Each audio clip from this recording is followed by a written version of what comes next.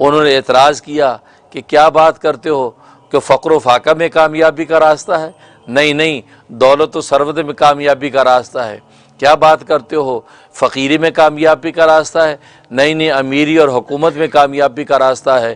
لہٰذا انہوں نے اپنے زعم کے اندر دولت و ثروت کو کامیابی کا راستہ سمجھا، حکومت اور قوت کو کامیابی کا راستہ سمجھا، تو گویا کہ ان راستوں کو اختیار کر کے انہوں نے نبی کی تکذیب بھی کی اور نبیوں کو بس اوقات قتل بھی کیا اور نبیوں کے ساتھ عداوت اور عناد بھی باندھا، اور انہوں نے بدنصیبی کا راستہ اختیار کیا۔ اللہ تبارک و تعالیٰ نے دنیا کے اندر یہ اعلان کر دیا کہ یہ وہ بدنصیب ہیں کہ دنیا کے اندر رسوا ہوں گے اور آخرت کے اندر ان کے لیے ہولناک جہنم کا عذاب ہے۔ ظاہر ہے یہ سلسلہ چلتا رہا یہاں تک کہ بنی اسرائیل آئے۔ بنی اسرائیل یہ اسرائیل کی اولاد ہیں، اور اسرائیل حضرت یعقوب علیہ الصلاۃ والسلام کا نام ہے۔ اسرائیل کا معنی اللہ کا بندہ، یہ سریانی زبان میں اس کا معنی اللہ کا بندہ ہے، عبداللہ کے معنی میں ہے۔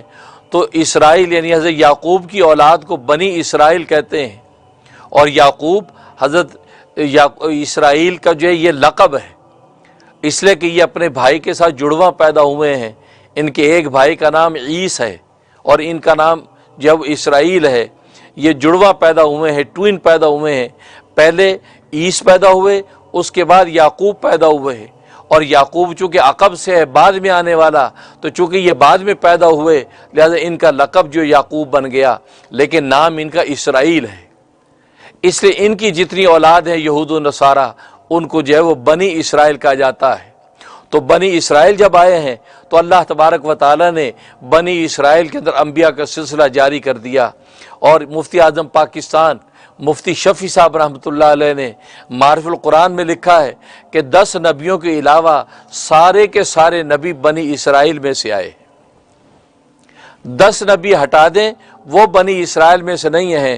آدم بنی اسرائیل میں سے نہیں ہیں، شیش بنی اسرائیل میں سے نہیں ہیں، ادریس بنی اسرائیل میں سے نہیں ہیں، شعیب بنی اسرائیل میں سے نہیں ہیں، ایوب بنی اسرائیل میں سے نہیں ہیں، خود سرکار دو عالم صلی اللہ علیہ وسلم بنی اسرائیل میں سے نہیں ہیں۔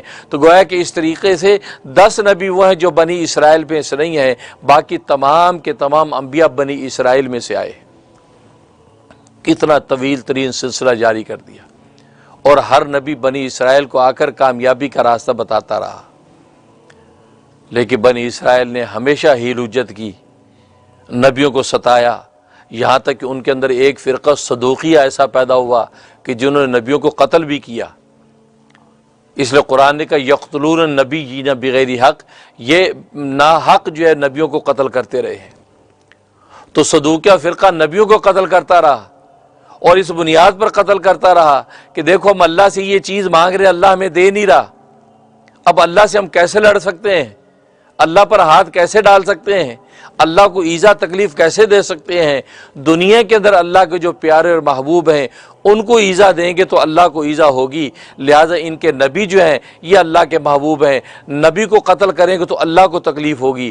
حالانکہ اللہ ہمیں دے سکتا ہے، اللہ جو ہے وہ غنی ہے، اللہ مالدار ہے، ہمیں دولت بھی دے سکتا ہے، ثروت بھی دے سکتا ہے، عزت بھی دے سکتا ہے۔ جب دیتا نہیں ہے اس کا مطلب یہ کہ ہم اللہ تبارک و تعالیٰ کے پیاروں کو قتل کریں گے تو اللہ کو تکلیف ہوگی، گویا کہ اللہ کے اس رویے اور سلوک کا بدلہ لیتے ہیں۔